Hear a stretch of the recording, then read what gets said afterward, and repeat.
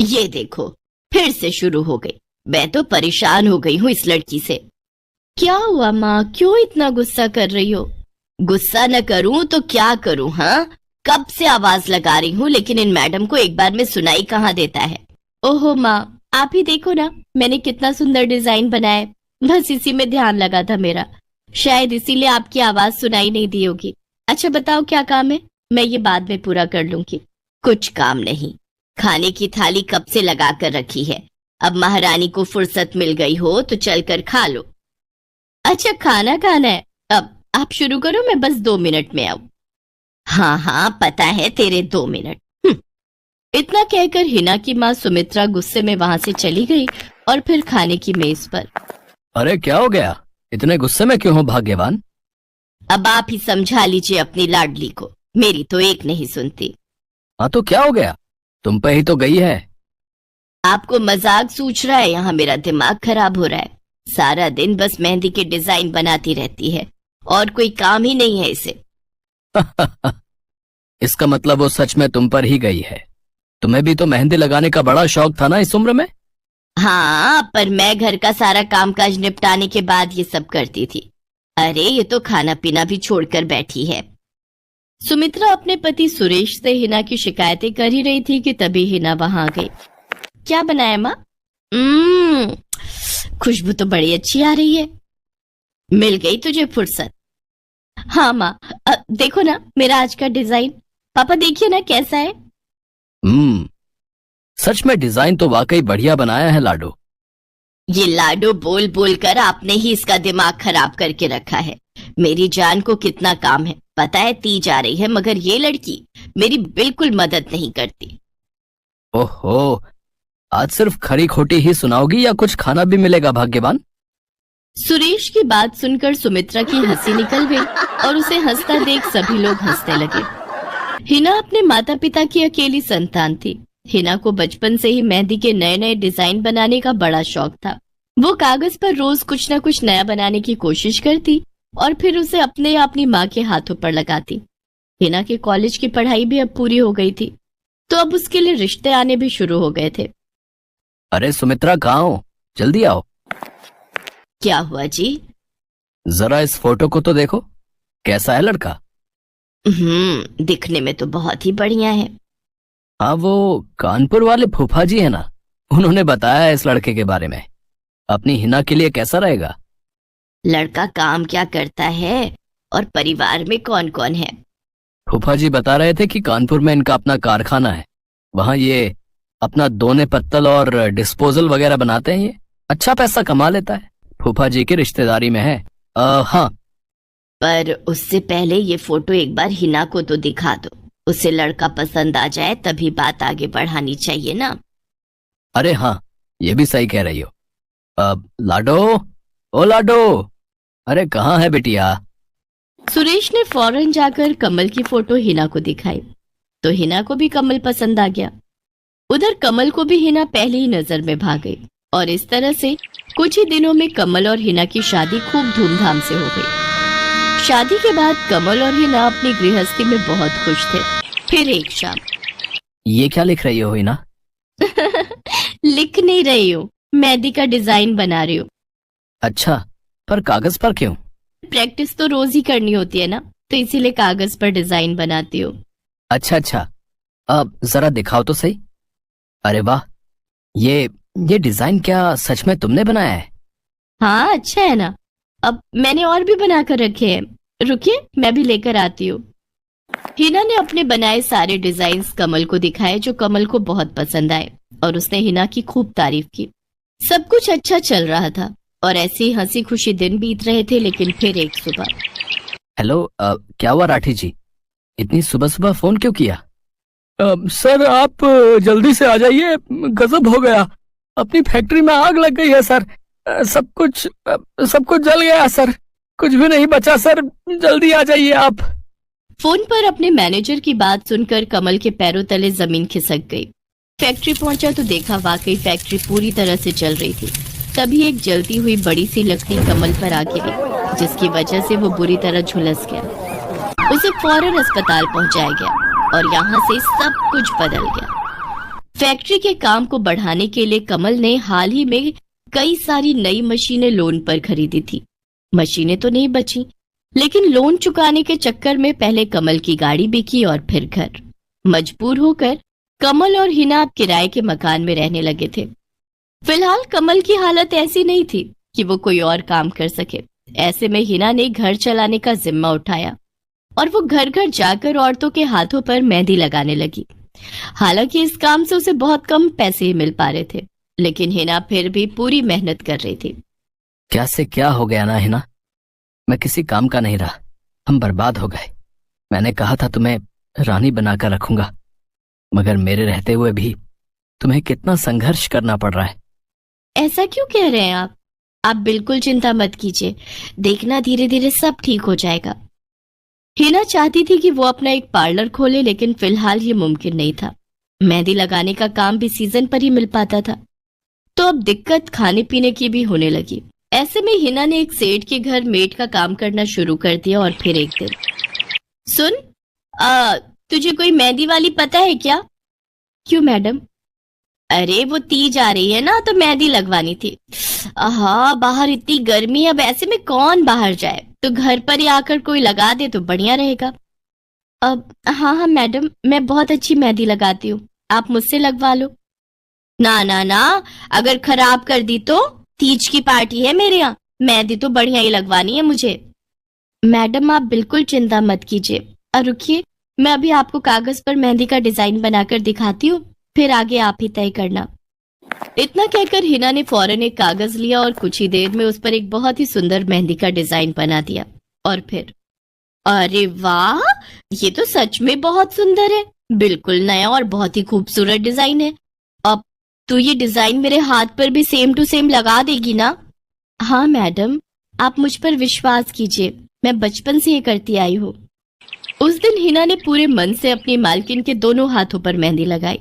हिना ने जो डिजाइन बनाया था वो एकदम नया था और सुंदर भी। फिर अगले दिन, नमस्ते साहब, वो आपको कुछ? हाँ, मैं तुम्हारा ही इंतजार कर रहा था। ये कल शिवानी के हाथों पर तुम्ही ने मेहंदी लगाई थी ना? जी साहब, मैंने ही लगाई थी। अब कोई गलती हो गई क्या मुझसे? नहीं, ऐसी कोई बात नहीं है।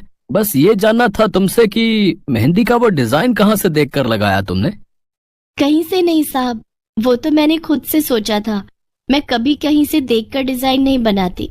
अच्छा, अगर ऐसा है तो जरा ये कागज और जरा इस पर एक मोर की थीम पर बेस्ड एक डिजाइन बनाकर दिखाओ, पर याद रहे डिजाइन बिल्कुल नया होना चाहिए।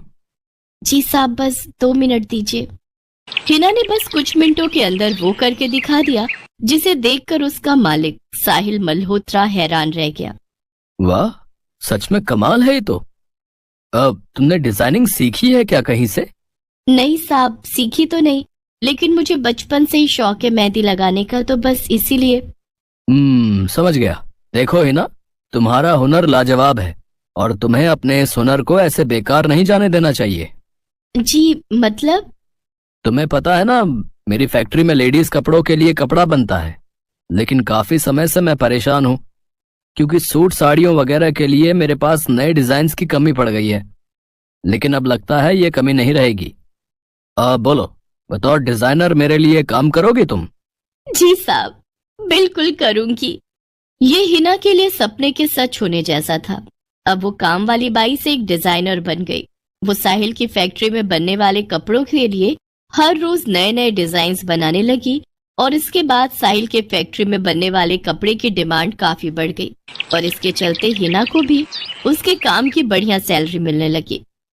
हिना अब अपनी कमाई से न सिर्फ अपना घर खर्च चलाने लगी, बल्कि उसने शहर के बढ़िया डॉक्टर से कमल का इलाज भी कराया, जिससे कमल बहुत जल्दी ठीक हो गया और उसने भी काम करना शुरू कर दिया। पर इस सब में पूरा 1 साल बीत गया और एक बार फिर से तीज का त्योहार आया। देखिए तो कैसी लग रही हूँ मैं? बिल्कुल चांद जैसी लग रही हो। हिना ने नई हरे रंग की साड़ी पहनी हुई थी जो उसने खुद डिजाइन की थी और वाकई वो उसमें बहुत ही सुंदर लग रही थी। हिना, तुम सच में बहुत बहादुर हो। मैं तो उस हादसे के बाद उठकर खड़ा ही नहीं हो पाता, लेकिन तुमने सब कुछ ठीक कर दिया। तीज का ये त्योहार ही इसलिए है जी, मैं आपको कभी कुछ नहीं होने दूंगी।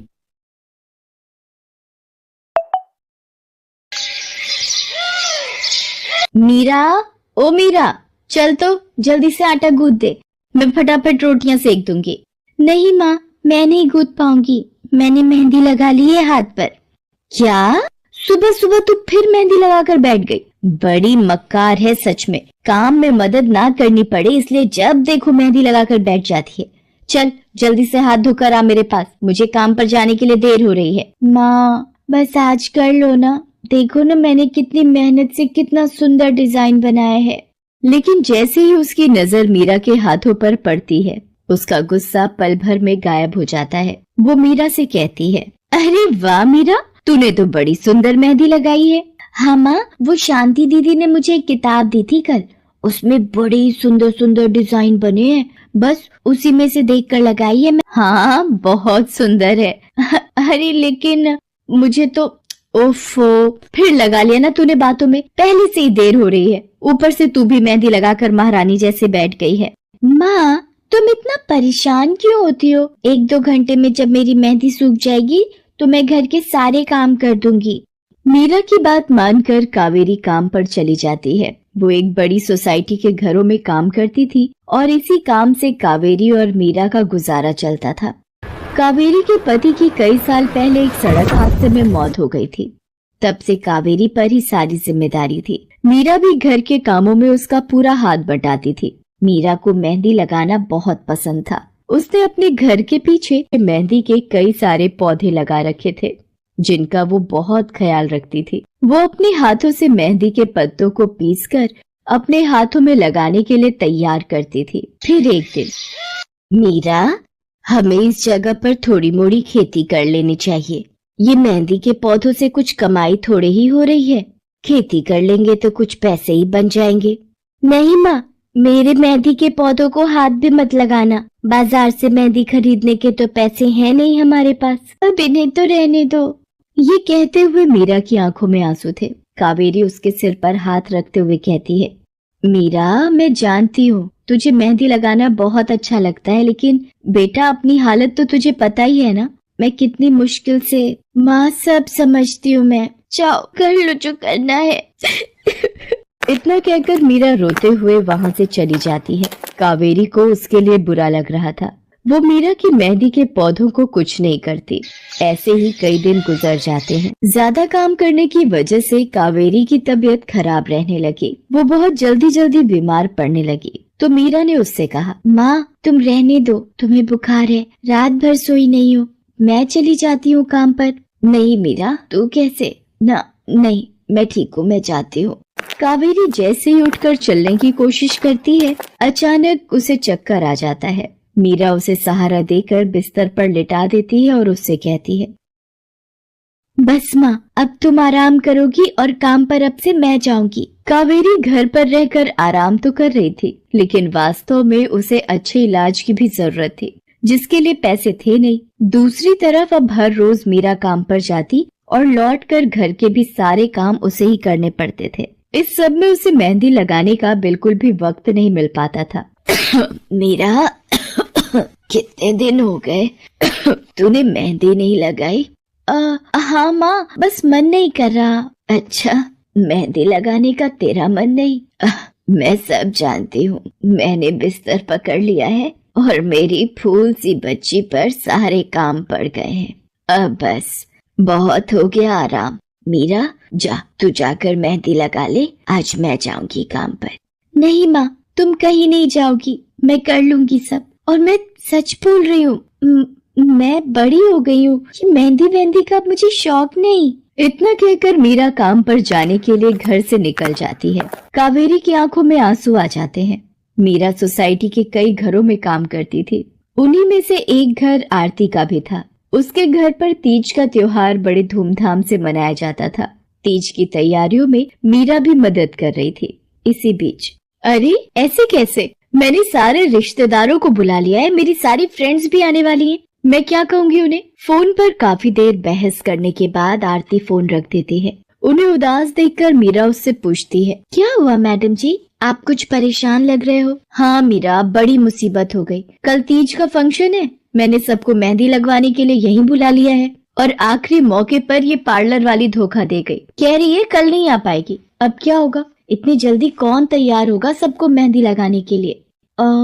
मैडम जी, वैसे मैं भी ठीक ठाक मेहंदी लगा लेती हूँ। अरे हाँ, कावेरी ने मुझे बताया तो था एक बार कि तुझे मेहंदी लगाने का बहुत शौक है। वैसे मुझे तो कोई परेशानी नहीं है, तू देख ले बेटा, बहुत सारे हाथ लगाने होंगे और मेहंदी बढ़िया लगनी चाहिए सबके।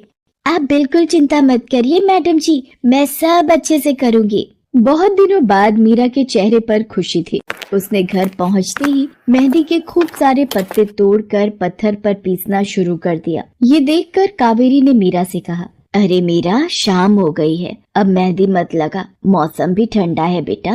ये मेहंदी मैं अपने लिए नहीं पीस रही माँ, वो 5वें फ्लोर वाली मैडम जी है ना, कल उनके यहाँ लगानी है। अच्छा बेटा, पर ध्यान से बेटा, वो बड़े लोग हैं, कोई गलती ना हो जाए। माँ, तुम बिल्कुल चिंता मत करो, मेहंदी लगाने में मुझसे कभी कोई गलती हो ही नहीं सकती। मीरा खूब सारी मेहंदी तैयार करके अगले दिन आरती के घर पहुंच जाती है। वो अपनी मेहंदी को कोन में भरने लगती है कि तभी आरती की एक फ्रेंड आरती से, आरती, ये किसे बुला लिया तुमने? मैंने जिस पार्लर का नंबर दिया था तुम्हें, उससे बात नहीं हुई क्या? हुई तो थी, लेकिन उसने आखिरी वक्त पर मना कर दिया। तुम बिल्कुल चिंता मत करो, ये मीरा है, मेरी हाउसमेड है ना कावेरी, ये उसी की बेटी है, बहुत अच्छी मेहंदी लगाती है ये।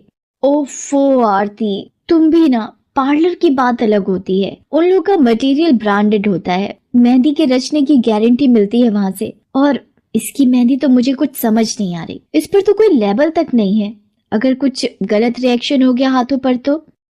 आप बिल्कुल चिंता मत कीजिए मैडम जी, ये मेहंदी मैंने खुद पीस कर तैयार की है, मेरे पास बहुत सारे मेहंदी के पौधे हैं, इसमें कुछ भी ऐसा नहीं है जो आपके हाथों को नुकसान दे। ना भाई ना, सॉरी आरती, बट मैं अपने हाथों को लेकर कोई रिस्क नहीं ले सकती, तुम सब लगवाओ, मैं तो पार्लर जाकर ही लगवाऊंगी। इतना कहकर आरती की दोस्त शालिनी वहाँ से चली जाती है। आरती मीरा को इशारा देकर काम शुरू करने को कहती है। अरे वाह, मानना पड़ेगा, इस बच्ची ने कमाल की मेहंदी लगाई है। मुझे तो नहीं लगता कि इस मेहंदी का वैसा रंग आएगा जैसा पार्लर वाली मेहंदी का आता है। अब बस भी करो शालिनी, मेहंदी कैसी रचेगी ये कल तक पता चल ही जाएगा ना, बच्ची है वो, उसे इस तरह डराओ तो मत। अरे मुझे क्या, मेरे हाथ कौन सा खराब होने वाले हैं, तुम ही लोग लगवाओ और तुम ही भुगतना। शालिनी गुस्से में वहाँ से चली जाती है। उसे पूरा यकीन था कि मीरा की मेहंदी रचेगी नहीं, साथ ही हाथों पर उसका गलत रिएक्शन भी हो सकता है, लेकिन जो हुआ वो इससे बिल्कुल अलग। अगले दिन मीरा के घर पर, अरे मैडम जी, आप यहाँ? आपने तो आज काम पर आने के लिए मना किया था ना, मैं इसीलिए नहीं आई। हाँ, कल तुम कितना थक गई थी, इसीलिए मैंने आने को मना किया। मैं यहाँ तुम्हें काम पर बुलाने नहीं बल्कि किसी और काम से आई हूँ, अंदर नहीं बुलाओगी? अरे माफ कीजिएगा मैडम जी, आइए अंदर आइए। आरती को देखकर कावेरी भी बिस्तर से उठकर खड़ी हो जाती है। आरती के साथ उसकी दोस्त शालिनी भी थी। मीरा उन दोनों को पानी देते हुए कहती है, ये लीजिए मैडम जी, मेहंदी तो ठीक से रची ना मैडम जी? ये तुम्हें मैं नहीं शालिनी बताएगी। फिर शालिनी अपने हाथ मीरा की तरफ बढ़ा देती है। उसके हाथों पर कई जगह छाले पड़े हुए थे। ये देखकर मीरा उससे कहती है, अरे ये क्या हुआ मैडम जी? मैंने तुमसे मेहंदी नहीं लगवाई, उल्टा तुम्हारा अपमान करती रही,